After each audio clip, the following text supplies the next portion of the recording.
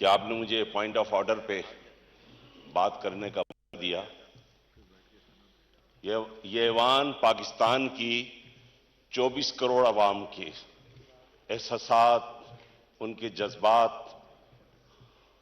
ان کے مسائل کا آئینہ دار ہے. آج صبح جب میں اٹھا تو پاکستان کے وزیر خزانہ کو ٹی وی پر ایک اعلان سنتے ہوئے دیکھا، کرتے ہوئے سنا کہ انہوں نے پیٹرولیم مصنوعات، ڈیزل اور پیٹرول میں ایک دم سے 20 روپے، کم و بیش 20 روپے کا اضافہ کر دیا. جناب اسپیکر، مہنگائی پہلے ہی بہت ہے.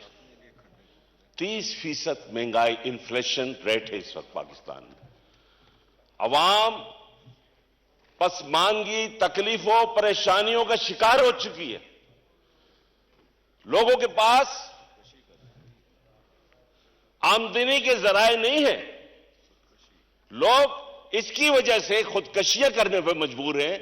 لوگ اپنے بچوں سمیت کہیں نہروں پہ ڈوب رہے ہیں، کہیں پہ ٹرینوں کے سامنے جا کے اپنی زندگیوں کو ختم کر رہے ہیں. آج صبح ہماری حکومت کے اہم وزیر نے اعلان کیا بڑے اس کے ساتھ، اور کہا کہ یہ کمٹمنٹ ہے آئی ایم ایف کے ساتھ. ارے بھائی، ہوگی آپ کی کمٹمنٹ؟ یہ کیسی کمٹمنٹ ہے؟ آپ آئی ایم ایف کی کمٹمنٹ کو یاد رکھے ہوئے، لیکن جو عوام کے ساتھ آپ کی کمٹمنٹ ہے، آپ جب حکومت سے باہر جاتے ہیں تو عوام کو سنہرے خواب دکھاتے ہیں، جھوٹے سچے وعدے کرتے ہیں، ان کی تکالیف کو ختم کرنے کا وعدہ کرتے ہیں.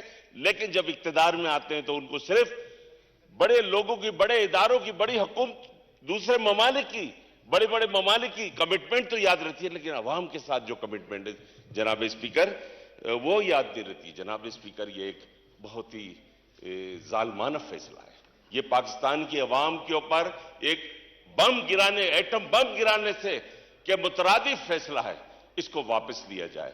خدا کے واسطے شکریہ پاکستان کی عوام کو شکریہ جی. جامعات میں چلتا گورکھ دھندا، نوجوانوں کے مستقبل سے کھیلنے والی کالی بھیڑوں کے آگے حکومت اور انتظامیہ مکمل بے بس. مستقبل کے معماروں کے تحفظ کے لیے بول نے اٹھائی آواز، صحافتی فرائض کو نبھاتے ہوئے پہنچائی ہر خبر عوام تک. بڑے اسکینڈل سے جڑے تمام حقائق رکھے عوام کے سامنے، کیونکہ بول ہے پاکستان کا نمبر 1 نیوز چینل. سبسکرائب کریں اور بیل دبائیں تاکہ کوئی خبر رہ نہ جائے.